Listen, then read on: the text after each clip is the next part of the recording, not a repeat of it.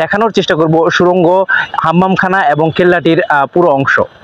সুপ্রিয় বন্ধুরা, এই মুহূর্তে আমরা রয়েছি রাজধানীর লালবাগের কেল্লায় এবং লালবাগের কেল্লা যে খুবই দৃষ্টিনন্দন সেটা কিন্তু আমরা সবাই জানি এবং লালবাগের কেল্লার যে মনোরম দৃশ্য সেই দৃশ্য কিন্তু যে কেউ লালবাগের কেল্লায় এসে সেটা দেখে কিন্তু মোহিত হয় এবং খুব চমৎকার একটি সময় কিন্তু আসলে মানুষ লালবাগের কেল্লায় পার করে। তো আজকেও আমি আপনাদের সাথে দেখানোর চেষ্টা করব লালবাগের ভিতরের কেল্লার যে জিনিসগুলো এবং কেল্লার যে অংশ মূল কেল্লা।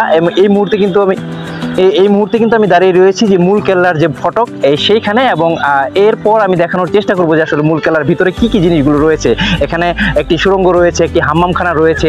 ধারণা করা হয় সুড়ঙ্গটি বুড়িগঙ্গা নদী পর্যন্ত বিস্তৃত ছিল এবং হাম্মামখানাটি 5 কক্ষ বিশিষ্ট খুব সুন্দর একটি হাম্মামখানা রয়েছে।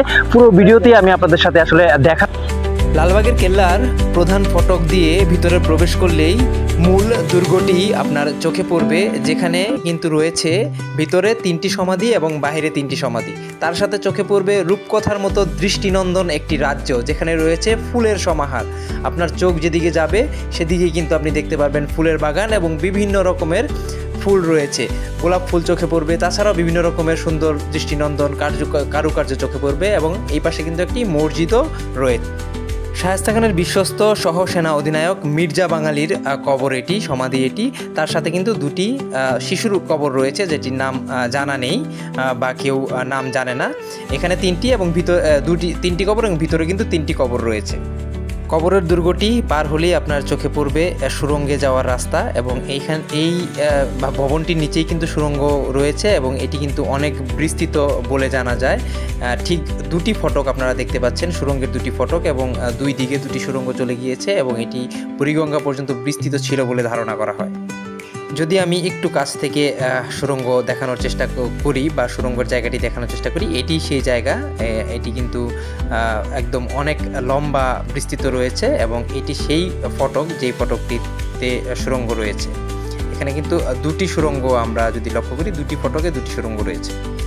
লালবাগের কেল্লার ভিতর এইটি একটি পুকুর এবং পুকুরটির বিশালতা যদি আপনি একটু লক্ষ্য করেন তাহলেই দেখতে পারবেন কি বিশাল বড় একটি পুকুর এবং এটি অবশ্যই খুব গভীর ছিল এবং এখন যদিও এখানে পানি নেই, পানি রাখা হয়নি, কিন্তু যখন এখানে পানি ছিল সেটি কিন্তু খুব পরিষ্কার স্বচ্ছ পানি ছিল এবং পুকুরটি গভীর ছিল, সেটি দেখলেই কিন্তু বোঝা যাচ্ছে। এই সেই দৃষ্টিনন্দন হাম্মামখানা, দেখতেই পাচ্ছেন টাইলসগুলো কত সুন্দর এবং এখানে সেই চৌবাচ্চা যেখানে পানি রাখা হতো এবং পানি নির্গমনের জন্য তামার নল ছিল। তাছাড়াও এইখানে আরও 4টি কক্ষ রয়েছে, সবগুলোই কিন্তু 4 কোণাকৃতির কক্ষ। আমরা দেখতেই পাচ্ছি কক্ষগুলো বিভিন্ন প্রসাধনী রাখার জন্য, গোসলের জন্য কক্ষগুলো কিন্তু ব্যবহার করা হতো এবং এই চৌবাচ্চায় কিন্তু তামার নল দিয়ে পানি সরবরাহ করা হতো এবং এই যে এখানে মানচিত্রে কিন্তু ডিটেলস বলা আছে। বাহির থেকে যদি আমরা হাম্মামখানাটি দেখি, এটি হচ্ছে হাম্মামখানার বাইরের অংশ।